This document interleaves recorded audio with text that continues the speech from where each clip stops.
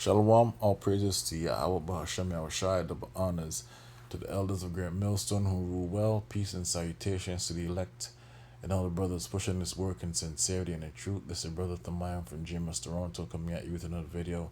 I'm going to make this quick. What you see on the screen here is what we, through faith, believe to be an angel, okay? That visited the brothers in LA 6 months ago. A lot of brothers made videos about it. I made a video about it. And this stuck with me because, it was a beautiful thing to see the things that we always talked about and how we knew he was an angel because, due to the fact the scriptures always tell you that you're gonna entertain angels unawares.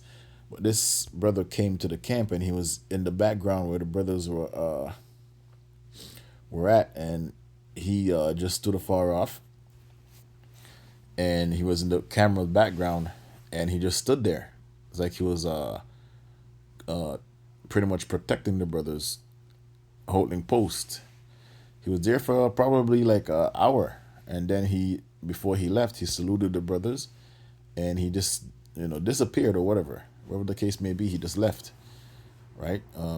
But the fact of the matter is, the angels always show up right before destruction happens, right? It happened in the time of Abraham, which I'm gonna let me get that. Genesis 18. I'm gonna read from verse 1 and probably 2, and then I'm gonna drop down to about 15, and it says here, and the Lord appeared unto him in the plains of Mamre, and he sat in the tent of the door in the heat of the day, and he lifted up his eyes and looked, and lo, 3 men stood by him, and he saw them, and he ran to meet them, tent of the door, and bowed himself towards the ground, right? And said, My Lord, if now I found favor in thy sight, pass not away, I pray thee, from thy servant, right? So Abraham pretty much decided to give them food and be hospitable, right? And verse 16, and the men rose up thence. Okay, let's do 15. Then Sarah denied saying, I laugh not, for she was afraid, and she said, Nay, but thou didst laugh. So the angel, pretty much told told Abraham he was gonna have a child by his wife Sarah, and she overheard, and she was laughing because she didn't believe, right? And the angel called her out, and she tried to lie about it. Okay. Then verse 16, then the men rose up from thence and looked towards Sodom, and Abraham went with them to bring them on the way. And the Lord said, Shall I hide from Abraham the thing which I do, seeing that Abraham shall surely become great and a mighty nation, and all the nations of the earth shall be blessed in him? For I know that I will command his children and his household after him, and they seek the way of the Lord to do justice and judgment, and the Lord may bring upon Abraham that which he hath spoken of him. Let me drop down. All right, so here's the point. And this is verse 20. And the Lord said, Because the cry of Sodom and Gomorrah is great, and because their sin is very grievous, I will go down now and see whether they have done altogether. So the Lord is not the one who's doing this, right? It's his angels that went down, which they already went down to the city and saw what's going on, but he was about to destroy it.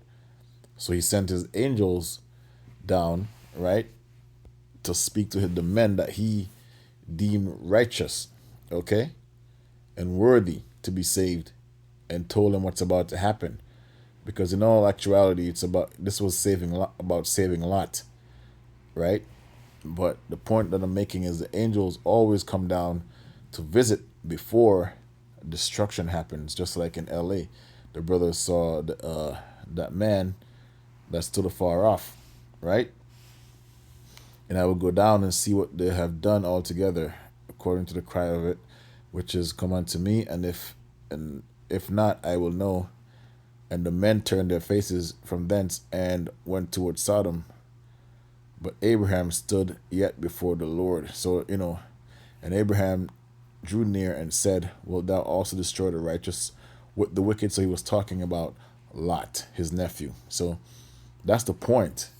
The angels always come down before there's a destruction in a main hub or a city, so to speak, because at that time, Sodom and Gomorrah and the five cities that made up Sodom and Gomorrah, right? That was a main hub at that point, just like how America is a main hub at this point, and Babylon and so on and so on, Rome, Greece, right? And they've all had encounters with the angels. Okay, every single kingdom had an encounter with the angels, because before their kingdom's about to go down, the angels always visited, right? Let's get Genesis 10.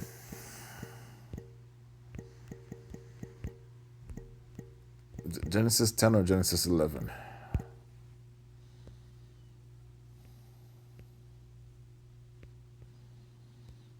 Genesis 11. Let's get 11 and see.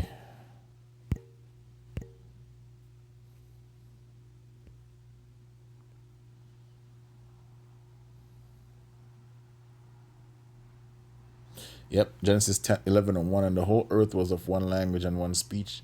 And it came to pass, as they journeyed from the east, they found a plain in the land of Shinar, and they dwelt there. Who's them? The people, man, right? Just like how they came over here and found the land in Arsareth, the same thing.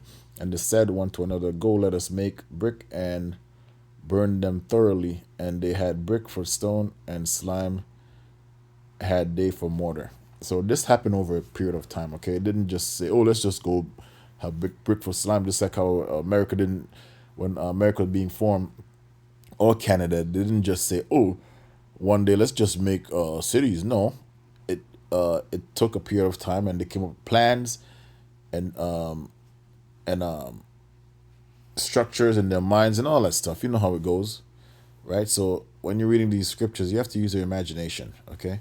And they said, "Go to, let us build us a city and a tower whose top reach unto heaven, and let us make us a name, lest we be scattered abroad upon the face of the whole earth." And the Lord came down to see the city and the tower, and the children of men builded. Right. So when it said the Lord came down, the angels came down. Okay, the angels are the ones that came down here and scattered the men with their languages, right? Just like how before the destruction in LA, the angel came down and saluted the brothers, right? So my point is, the angels always show up before there's a destruction of any major city. Okay, just like how we're starting to see the angels, you're calling them drones, all manner of things, right?